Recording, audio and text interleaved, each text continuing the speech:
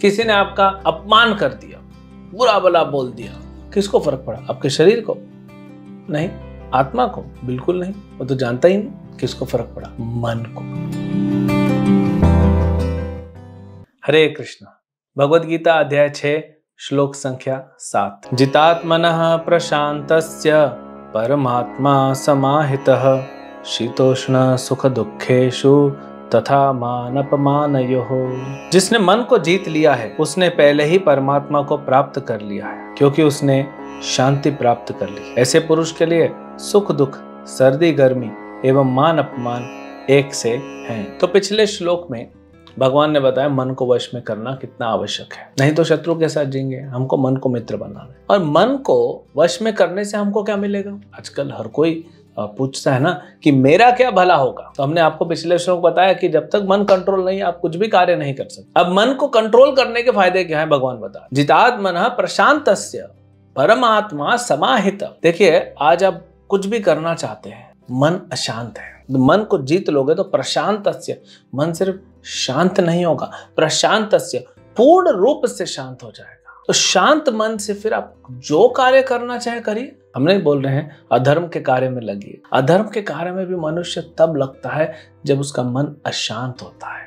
जो शांत है, जिसको दाल रोटी मिल गया, शांति से खा लिया, संतुष्ट हो गया, वो क्यों चोरी करेगा, क्यों मर्डर करेगा किसी का, क्यों कहीं लूट खसौट करेगा? वो आराम से शांति से जिएगा, है ना। तो धर्म का कार्य भी होगा जब मन शांत होगा। परमात्मा समाहित, भगवान को तो हमने प्राप्त कर। अब देखिए उसके बाद क्या है? शीतोष्ण सुख दुखेषु तथा मान अपमानयोः। सुख हो या दुख हो, आपको जो फर्क नहीं पड़े, ठंडी हो या गर्मी हो, शीत उष्ण, ठंडी गर्मी में भी आपको फर्क नहीं पड़े। इसका मतलब ये नहीं है कि हम कह रहे हैं कि बहुत ठंडी हो रही है तो स्वेटर मत पहनिए। अभी उत्तर भारत में धीरे धीरे ठंड बढ़ती जाएगी, तो क्या स्वेटर नहीं पहनेंगे? गर्मी आएगी तो फिर मोटे मोटे जो वुलन के कपड़े पहने रहेंगे? नहीं, फिर कॉटन के कपड़े पहनते। तो ये नहीं कि हमको फर्क नहीं पड़ेगा। कहाँ फर्क नहीं पड़ेगा? हमारे ड्यूटीज में, हमारे मन पे। एक स्टूडेंट को स्कूल जाना है, कॉलेज जाना है, सर्दी हो गर्मी, उससे क्या फर्क पड़ता है? जाना है मतलब जाना है। घर का काम करना है माताओं को, ठंडी हो तो भी कपड़े धोने हैं, गर्मी हो तो भी किचन का काम करना है। तो इससे फर्क नहीं पड़ेगा हमारी ड्यूटी पे, हमारे कर्म पे। ये बता रहे हैं। तथा मान अपमानयोः। अब मान मिलेगा आपको।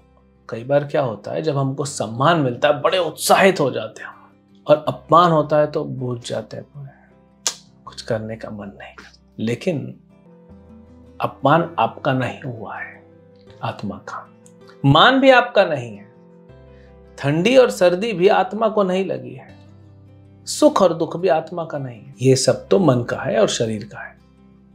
सर्दी गर्मी जो है वो तो त्वचा के लिए है ना। तो ये सब मन पे हो रहा है। किसी ने आपका अपमान कर दिया, बुरा भला बोल दिया, क्या फर्क पड़ा? किसको फर्क पड़ा? आपके शरीर को नहीं, आत्मा को बिल्कुल नहीं। वो तो जानता ही नहीं। किसको फर्क पड़ा? मन को। और बुद्धि हो गई कमजोर। मन को दुख लग गया, बुद्धि समझा लेती है। अगर बुद्धि में दम होता तो बुद्धि हो गई कमजोर, तो व्यक्ति पूरा बुझ जाता है। इतना बुझ जाता है उत्साह उसका कि वो डिप्रेशन में चला जाता है। कई बार सिर्फ वो भय कि मेरा अपमान हो सकता है, वही चीज आपको डिप्रेशन में ले जाती है। सही बात है ना। अब भगवान भी कहते हैं दूसरे अध्याय में गीता में, जिसने मान प्राप्त किया हो, जिसका सम्मान हुआ हो, अपमान तो उसके लिए मृत्यु से भी बेकार है। One who is honored, dishonor is worse than death. जानते हैं भगवान इस बात को। मन बड़ा स्ट्रांग है ना हमारा। अगर मन को जीत लूंगा ना मैं, तो फिर मुझे फर्क नहीं पड़ेगा मान अपमान से। बड़े बड़े साधु हुए, ऋषि मुनि हुए, बड़े बड़े आचार्य हुए, भक्त हुए भगवान के, इनको फर्क नहीं पड़ा मान अपमान से, क्योंकि हमारा आइडेंटिफिकेशन ही गलत है। कई बार आप देखेंगे, बहुत बड़ा व्यक्ति मान लीजिए, अब प्रधानमंत्री है, प्रधानमंत्री सादा चप्पल पहन के भी आ जाएंगे ना, यूनाइटेड नेशन चले जाएंगे, वहां पे उनका स्पीच रहेगा सादा चप्पल पहन के, 100 रुपए वाला, तो भी उनका कोई अपमान नहीं होगा, कोई फर्क नहीं पड़ेगा। फिर भी वो न्यूज बन जाएगा, प्रधानमंत्री ने बड़े हमारे सादे सरल हैं, सरल चप्पल पहनी है। तो व्यक्तित्व को अपने इतना ऊपर ले जाइए कि छोटी छोटी चीजें आपका मान सम्मान को हिला ना सके, अपमान न कर सके। और वो कैसे होगा? वो मन को स्ट्रॉन्ग करना पड़ेगा। तो मन को जीतना पड़ेगा, मन को स्ट्रॉन्ग करना पड़ेगा, मतलब मन को अपने साथ मिला के उसको सही दिशा में लगाना पड़ेगा। अभी मन हमारे ऊपर हावी है, हमारे अगेंस्ट काम कर रहा है, और कैसे मन को वश में करना है वो हमने बताया हरिनाम के माध्यम से। भगवान बताएंगे, अभी अष्टांग योग बताएंगे भगवान। अर्जुन बोलेगा नहीं नहीं नहीं, मेरे से नहीं होगा ये। 5000 साल पहले द्वापर युग में अर्जुन ने रिजेक्ट कर दिया कि नहीं होगा ये। और आज के युग में जहाँ पे इतनी अशांति है, वहां पे मनुष्य सोचता है कि हम अष्टांग योग से सक्सेस प्राप्त करेंगे। जब अर्जुन ने रिजेक्ट कर दिया तो हम कैसे कर लेंगे? इसलिए भगवान बताएंगे, जब अर्जुन रिजेक्ट करेगा तब भगवान क्या बताएंगे?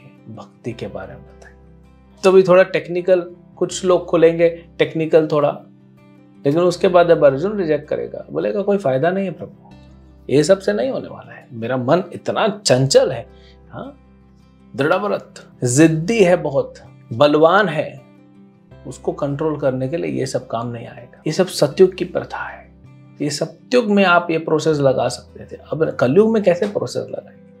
तो उसके लिए भगवान ने आगे दूसरा प्रोसेस दिया है, जो आपको पहले ही बता दिया कि गीता पढ़ो, उसको समझो, हरे कृष्ण महामंत्र को जप करो, भक्तों का संग करो, तब आप देखो भगवान क्या कह रहे हैं इस श्लोक की दूसरी लाइन में, शीतोष्ण सुख दुखेशु तथा मान अपमानयोः।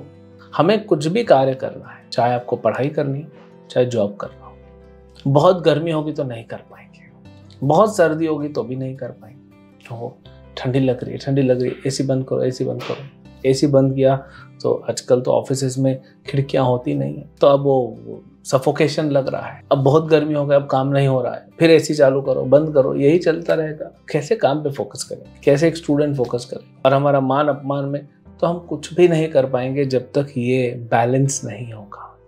तो इन चीजों से हमको ऊपर उठना पड़ेगा। कैसे ऊपर उठना है वो भगवान हमको 8वें नंबर श्लोक में बता रहे हैं कि जो व्यक्ति ऊपर उठ जाता है, कैसे ऊपर उठता है वो बताएंगे।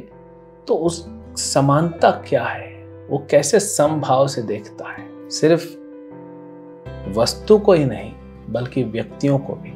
तो ये 8वां और 9वां श्लोक जो हम आगे करेंगे, इसमें भगवान इसके बारे में बताएंगे। हरे कृष्ण।